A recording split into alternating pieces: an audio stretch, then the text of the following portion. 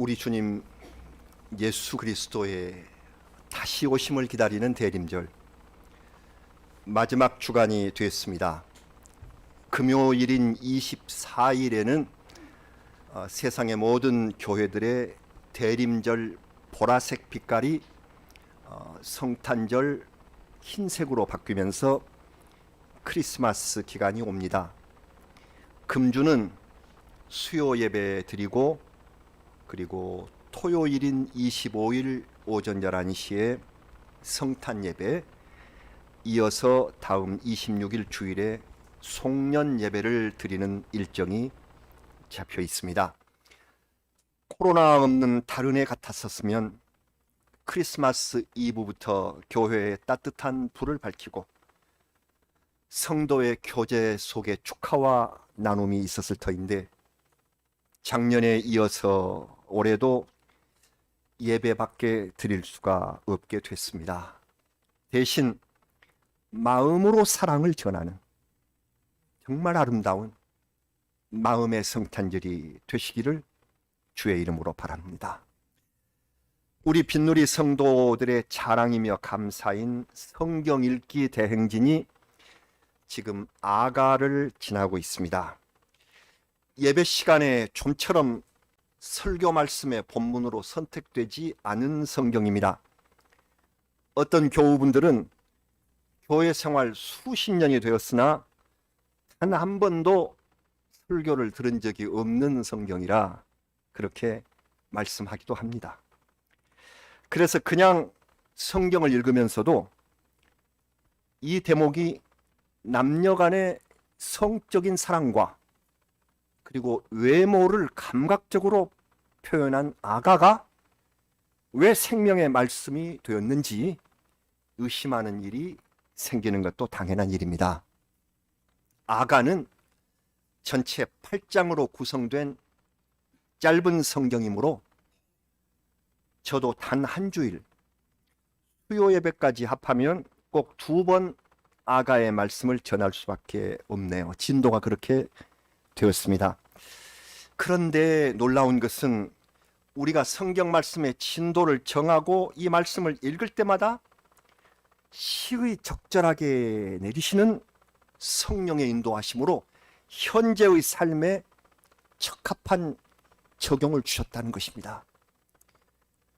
저는 이것을 보면서 살아 역사하시는 성령님의 은혜의 활동을 깨닫습니다.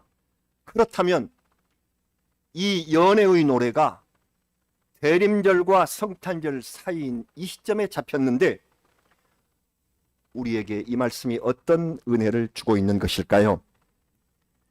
이를 위하여 먼저 공부, 아가의 명칭과 저자 그리고 목적을 잠깐 간단히 살펴보기로 하겠습니다.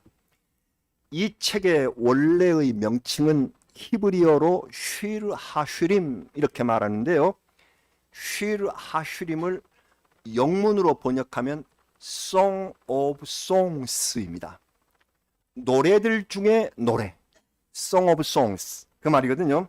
노래들 중에 노래, 그러니까 최고의 노래라 하는 뜻인데 우리말 성경은 이를 아가라고 번역을 했습니다. 아가, 우아하다 할 때 쓰는 바를 아자 또는 아름다울 아자라고 그러죠. 이 아름다울 아자를 사용했습니다. 아가, 남자와 여자가 문답체로 사랑의 노래를 주고받는 형식으로 되어 있습니다. 우리 성경에서는 어느 대목이 왕이 말한 거고 어느 대목이 여인이 말한 것인지 잘 구별이 안 됩니다. 세번역 성경을 보시면 그게 희곡 형식으로 구별이 잘 되어 있어요. 그리고 아가는 노래이니까 우리가 아가서 그렇게 부르지는 않습니다. 이미 문학 장르가 노래라고 가짜로 되어 있으니까 아가 이렇게 말씀하셔야 되는 것이죠. 저자는 솔로몬 왕입니다. 첫머리에 그 이름을 밝혀놓았습니다. 솔로몬의 아가라. 열왕기상에서 그분이 지은 노래가 1005편이라고 그렇게 말을 했기 때문에 아마 그 중 하나인 것으로 보입니다. 그래서 킹 제임스 성경은 아예 이 책의 제목을 Song of Solomon, 솔로몬의 노래라 그렇게 붙였습니다. 학자들에 따라서 솔로몬의 후손인 히스기야 왕이 잠언에서 그랬죠. 잠언을 편집했다고 하지 않았어요? 그때 이 노래도 정리한 흔적이 나타난다. 솔로몬 시대 이후의 지명이나 사건 등이 보인다. 이렇게 해석을 하고 있는 성경이에요. 자, 이건 이제 공부고, 기본 공부고, 이제 중요한 대목입니다.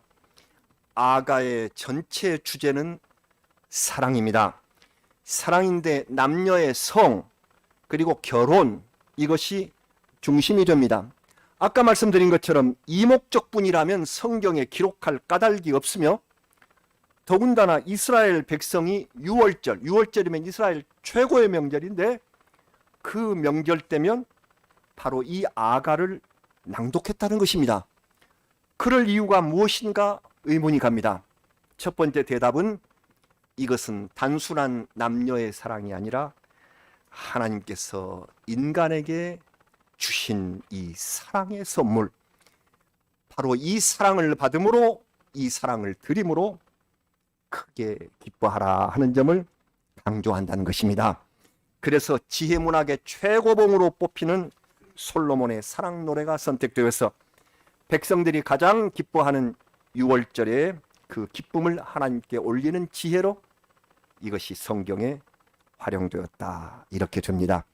그리고 그보다 더 중요한 이유, 최고로 중요한 두 번째 이유, 예수 그리스도께서 이 세상에 오신 후에 사람들이 비로소 알게 됐습니다. 아, 여기에 노래한 남자 왕 솔로몬은 바로 우리를 위하여 헌신으로 사랑하신 그리스도의 상징이었구나 하는 것을 알게 되었고, 이 사랑을 받은 여자는 곧 교회, 즉 우리 성도를 비유하는 것이라는 사실을 비로소 깨닫게 되었습니다. 그러므로 지혜의 왕 솔로몬은 그의 부친 다윗 왕처럼 메시아가 임하실 것을 깨닫고 있었습니다. 그래서 성경 해석자들은 여기서 신랑 그리스도와 신부 교회의 아름다운 연합을 볼 수 있다 하고 찬양합니다. 이것이 바로 아가의 영적 의미입니다. 오늘 우리가 이제 1장을 지금 선택했는데 2장 첫머리, 아가 2장 1절은 이렇게 되어 있습니다. 아주 유명한 짧은 구절인데 같이 봉독하시죠. 나는 사론에 수선하여 골짜기에 백합화로다. 아주 짧은데요. 우리가 방금 앞에서 부른 찬송 88장 주는 저 산 밑에 백합, 이 찬송 우리가 좋아하는 찬송을 불렀고요. 이 설교 후에 우리가 부를 찬송이 샤론의 꽃 예수 나의 마음에, 이 찬송인데 이것은 모두 다 아가에서 나온 소재입니다. 그런데 찬송가를 유심히 보시면 88장이나 89장이나 모두 찬송가의 주제가 예수 그리스도, 그 속에 이 찬송들이 있어요. 예수 그리스도의 주제 속에 샤론의 장미 그리고 골짜기의 백합들이 묶여져 있습니다. 예수님께서 오시는 이 계절에 아가를 읽게 하신 예정된 은혜에 감격하며 이 말씀을 통하여 우리 주님께 감사를 올립니다. 여기 왕의 사랑을 갈망하는 여인이 있습니다. 여인의 이름은 처음에는 나오지 않고 처음에는 내 사랑, 내 누이, 내 신부야 이렇게 불리다가 6장 마지막에 가서 술람미 여자라는 호칭을 받습니다. 그래서 이 여인은 술람미 여인입니다. 술람미는 무슨 뜻인가? 지역 이름입니다. 지역 이름인데 수넴을 가리켜요. 수넴이라는 지역, 거기를 술람미 사람 해서 술람마이트, 이렇게 해서 술람미 여인이 되었습니다. 수넴이라는 말이 기억이 납니까? 성경에서 수넴 여인들이 유명합니다. 다윗 왕이 말년에, 아주 말년에 그 궁궐에 들어온 수넴 처녀 아비삭이 있었다. 혹시 기억이 나시는지요? 성경에 심히 아름다웠다. 엄청 아름다웠는데 아버지의 첩으로 들어왔는데 나중에 그 다윗의 아들인 아도니아가 자기 아내를 삼으려고 그러다가 솔로몬 왕에게 죽음을 당했죠. 그 아름다운 여인 아비삭이 수넴 여인이라 이렇게 나와 있고요. 훗날 엘리사 선지자 시대에 교양 있는 여인이 선지자를 잘 대접했는데 그가 수넴 여인이라 하는 성경 기록이 있습니다. 그래서 그 여인이 나중에 늦게 아들을 얻었고 그 죽은 아들을 엘리사가 살려주신 수넴에서의 기억이 있습니다. 여기 술람미 여인도 수넴 출신 여인이라는 뜻입니다.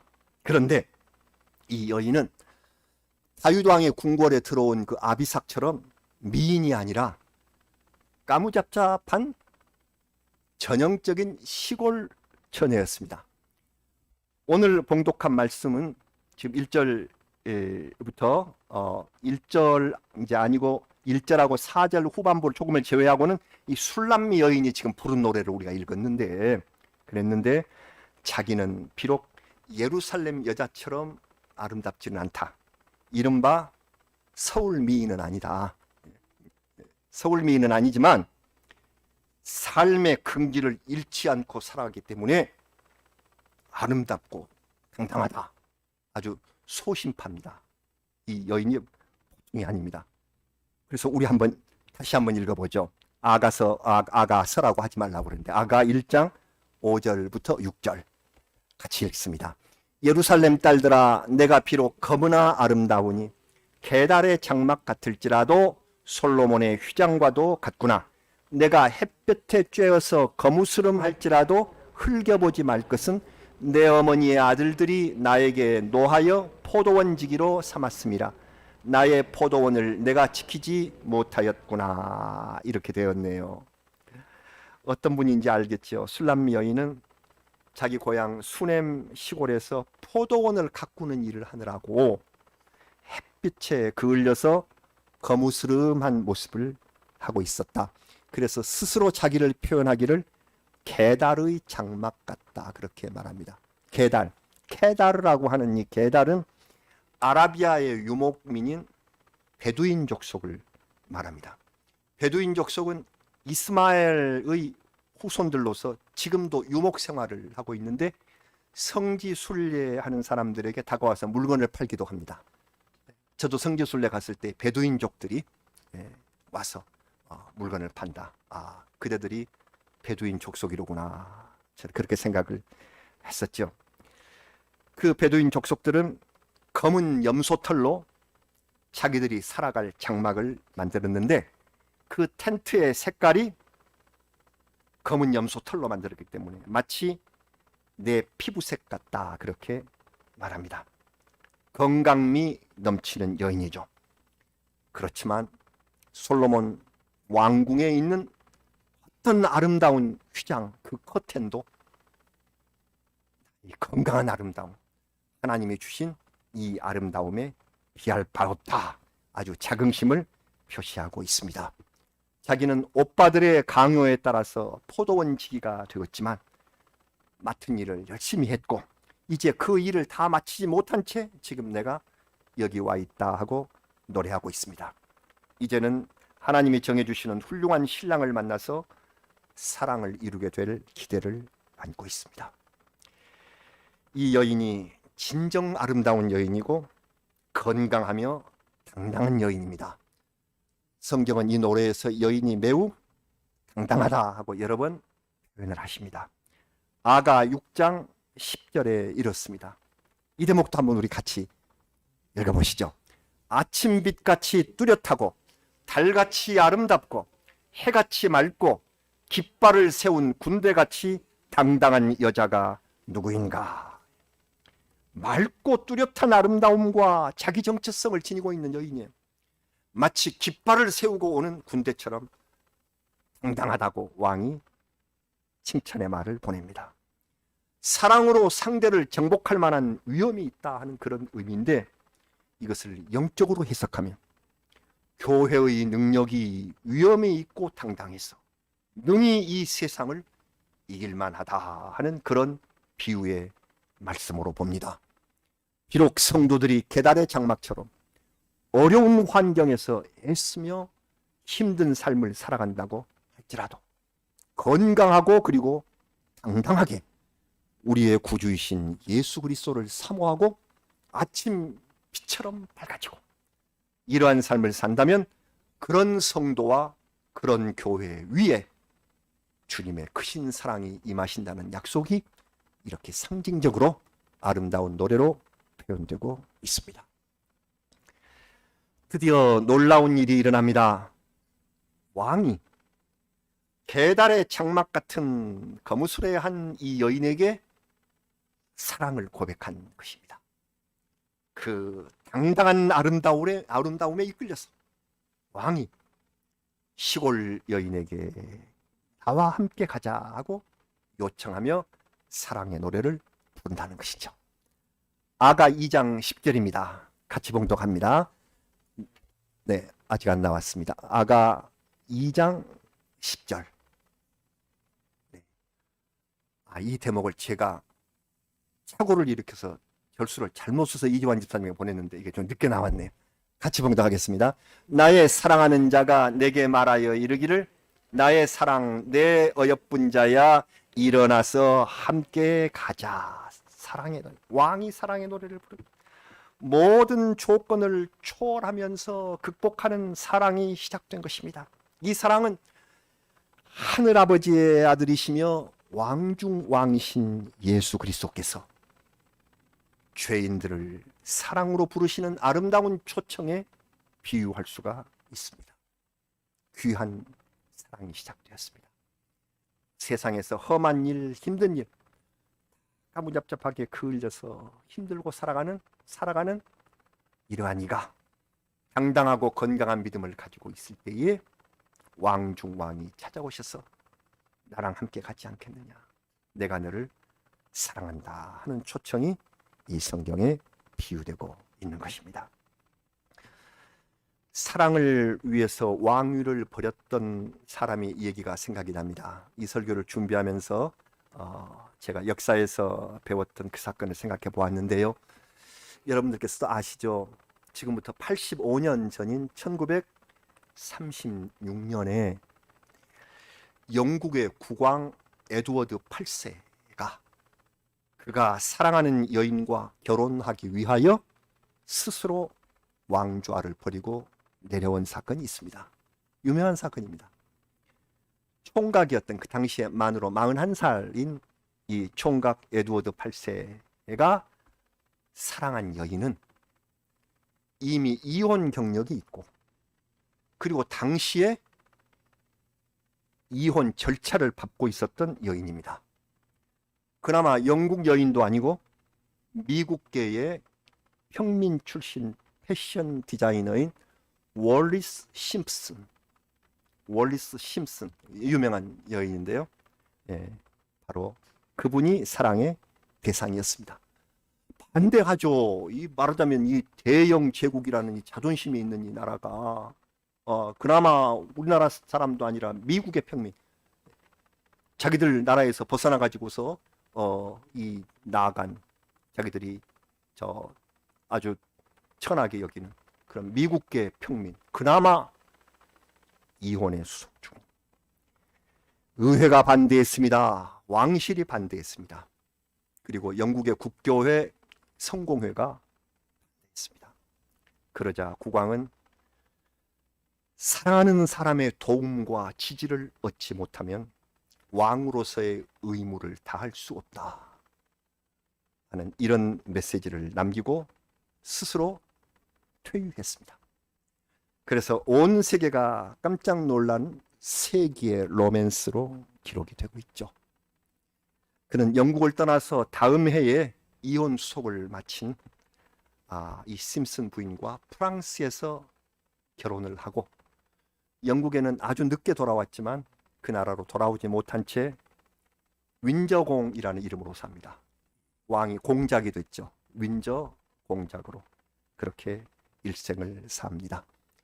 그래서 여러분 아시는 대로 왕위는 이제 동생인 조지 6세가 왕위를 계승하고 그 조지 6세의 딸이 지금 영국의 여왕인 엘리자베스 2세입니다. 그러니까 윈저공은 지금 엘리자베스 여왕의 큰아버지죠. 이러한 사건이 유명합니다.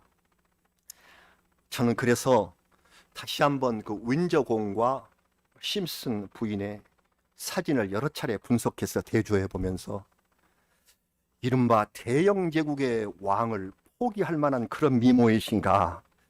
그래서 그 부인의 미모를 열심히 살펴보았습니다. 별로 아닌 것 같았어요. 그렇게까지 왕까지 버릴 수 있는가 그렇게 생각을 하다가 보니 미모는 부질없는 것이요, 사랑의 마음이 모든 것을 취하. 그분을 사랑했기에, 그러니 나의 가진 최고의 것이라는 것까지 다 버릴 수 있었던, 포기할 수 있었던 것을 깨달았습니다. 조금 전에 술람미 여인이 왕에게 했던 말, 나는 샤론의 수선화요 골짜기의 백합입니다. 이게 살펴봤습니다. 이 말은 얼른 보면은 자꾸 자기 자랑 같아요. 나는 수선하고 백합입니다. 그런데 그런 뜻이 아니라 겸손한 표현입니다. 저는 저 넓은 샤론 평야에 피어있는 하나의 들꽃에 불과하고, 수많은 수선화들이 있는데 그 들꽃에 불과하고 골짜기의 백합, 외로운 골짜기에 홀로 핀 야생화밖에 되지 않는 사람입니다. 겸손한 표현입니다. 그러자 왕은 이렇게 대답합니다. 아가 2장 2절. 그 말을 들은 왕의 대답입니다. 아가 2장 2절은 이렇습니다. 여자들 중에 내 사랑은 가시나무 가운데 백합과 같도다. 서로 사랑이 이렇게 전개됩니다. 사랑하는 여인은 그냥 평범한 꽃이 아니라 가시나무처럼 험한 세상 속에 피어난 향기로운 백합이라 그렇게 여기는 것입니다. 왕이 여인을 바라보는 사랑의 마음이 곧 가시나무 가운데 백합화였습니다. 그래서 왕위를 버렸던 에드워드도 그 백합을 놓칠 수가 없었던 것이죠. 인간의 사랑도 하물며 이러한데 하나님께서 인간을 위해 베푸신 사랑은 이에 비할 수 없이 크고도 놀랍습니다. 창조주 하나님은 피조물인 우리 인간을 극진히 사랑하시고, 이 인간이 죄를 짓고 하나님을 배반할 때도 떠나지 않으시고 손을 내미셨습니다. 이 세상이 가시밭 같으니까 그 가운데 피어있는 너를 내가 놓지 않겠다. 우리 인간의 삶을 에워싼 저 가시나무 같은 시험과 고통 속에 백합화로 피어난 우리 하나의 인생을 긍휼히 여기시고 사랑하시고 손을 내미시고 돌보셨다. 그러시다가 드디어 유일하신 아들인 예수 그리스도를 세상에 보내셔서 인간들의 죄값을 아들의 피로 갚으시기까지 사랑을 베풀어 주신 우리 하나님을 생각합니다. 드디어 왕이 신랑이 되어서 신부 술람미 여인을 데리러 오는 모습이 아가 속에 노래로 울려 퍼집니다. 모략으로 향을 피우고 유향을 태우면서 연기 기둥처럼 결혼 행차가 도달했다. 이제 아가 3장이 그렇게 나오고요. 그리고 그 신부를 태울 가마에 왕의 호위병 60명이 둘러쌌다. 그렇게 이제 노래가 나오기 시작합니다. 60명이 둘러쌌다. 사무엘서에서 왕을 호위하는 군사가 600명이라고 써져 있습니다. 그 왕을 호위하는 군인들의 10분의 1을 보내서 신부를 모시고 오는데 어떤 위험에도 철저히 대비할 수 있도록 배려합니다. 이는 우리의 신랑이신 그리스도의 명령을 받은 천사들이 믿음의 사람을 호위하고 지켜준다는 의미가 있습니다. 솔로몬 왕이 이 신부로 맞이하기 위하여 결혼 행차를 보낸 대목을 우리 잠시 같이 읽어봅니다. 아가 3장 9절부터 11절입니다. 같이 봉독하시겠습니다. 솔로몬 왕이 레바논 나무로 자기의 가마를 만들었는데 그 기둥은 은이요 바닥은 금이요 자리는 자색 깔개라. 그 안에는 예루살렘 딸들의 사랑이 엮여져 있구나. 시온의 딸들아 나와서 솔로몬 왕을 보라. 혼인날 마음이 기쁠 때에 그의 어머니가 씌운 왕관이 그 머리에 있구나. 이렇게 아름답게 씌어져 있습니다. 가마는 뭘로 만들었냐면 저 유명한 레바논의 백향목 그것으로 만들고 금과 은 그리고 비단 깔개를 엮었습니다. 진한 사랑 표현입니다. 그리고 솔로몬 왕은 어머니가 씌워주신 그 왕관을 쓰고 백성 앞에 나오게 됩니다. 왕이신 그리스도께서 교회를 신부로 맞으실 때의 영광이 어떠할 것인가를 우리가 이 아름다운 노래를 통하여 상상할 수 있게 해 주십니다. 아가는 사랑의 노래입니다. 솔로몬 왕이 술람미 여인과 함께 부른 결혼, 사랑, 생명의 노래입니다. 우리 모두 아가를 읽으실 때 소리 내어서 노래하듯이 그렇게 읽으시면 좋습니다. 노래를 입속에서 그냥 삼키시는 사람은 없습니다. 그리고 사랑 노래 즐겁게 읽으셔야 생명의 삶과 결혼의 기쁨을 위해서 신랑이 오고 있기 때문입니다. 우리가 아가를 노래하고 나면 성탄의 신랑 예수께서 우리에게 오십니다. 우리는 하나님의 자녀이므로 교회의 신랑이신 그리스도는 우리의 영원한 영적인 신랑이십니다. 지금 신랑이 오시고 있는 계절입니다. 신랑이 오십니다. 이때 우리가 아가를 읽게 되었습니다. 우리에게 오시는 신랑의 이름은 임마누엘. 이사야 7장 14절 우리가 다음에 읽을 하나님의 말씀입니다. 이사야 7장 14절 그 유명한 말씀을 같이 읽겠습니다. 그러므로 주께서 친히 징조를 너희에게 주실 것이라. 보라 처녀가 잉태하여 아들을 낳을 것이요 그의 이름을 임마누엘이라 하리라. 아멘. 임마누엘은 하나님이 우리와 함께 계신다, 같이 계신다 하는 뜻입니다.